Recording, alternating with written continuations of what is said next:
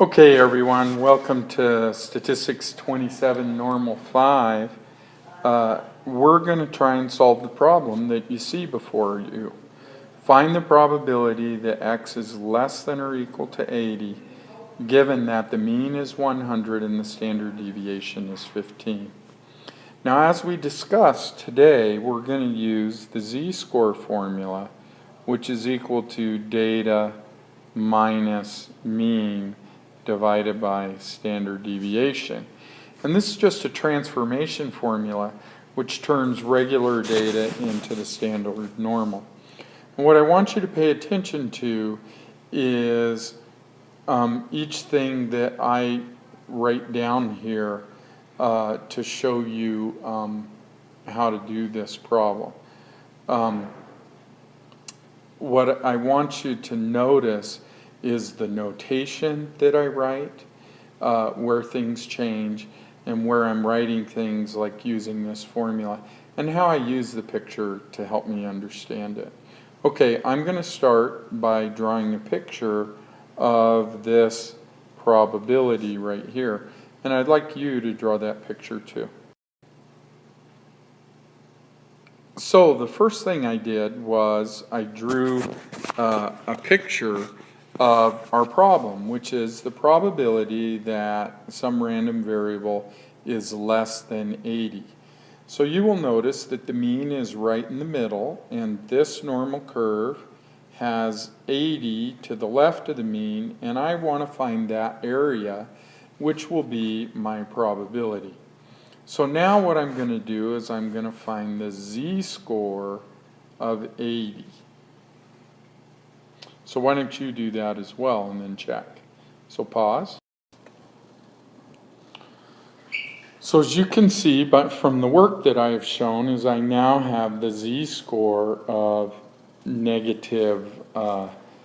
80, which is equal to negative 1.33.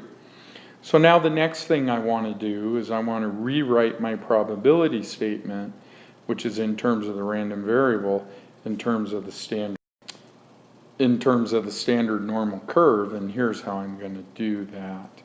I'm going to first write, this is actually the math that you would write on your paper. Probability that x is less than or equal to 80 is going to equal the probability that z, the standard normal variable, is less than or equal to 1.33. Negative 1.33. And therefore, now that I have this probability statement, I can go ahead and use my table to look up and find the actual probability. And since this is probability to the left, this is going to be pretty easy. So go ahead and use your table and do that. So you should have gotten 0.0918 as your probability, which can be changed to 9.18% if you wish. And so that's how you do these problems. That's all you have to do, is you use the z-score to change your probability statement into a z statement, and then you can find the probability using the table. So what I would like to do is I'd like to show you two quick other problems really briefly, or at least one more problem, and then we'll wrap this up.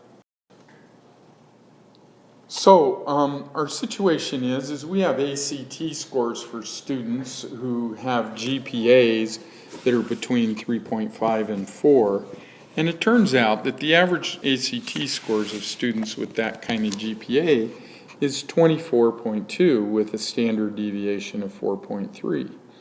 What I want to do is choose one student at random who has a GPA between 3.5 and 4, and I want to find the probability that their ACT score will be less than 17, greater than 32, or between 20 and 29.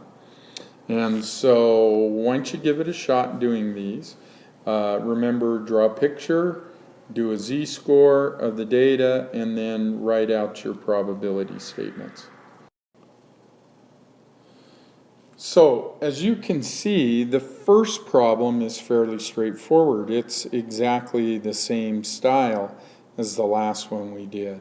We want the probability less than 17, so we find the z-score, and that writes that probability, and we end up looking up negative 1.67 in the table, and we get the probability. The one thing I want to say is that the negative 1.67 on the standard normal curve corresponds to the 17 on this curve, okay? Whereas 0 on the standard normal corresponds to the mean. So it's like we have the same curve, but we're just using this value.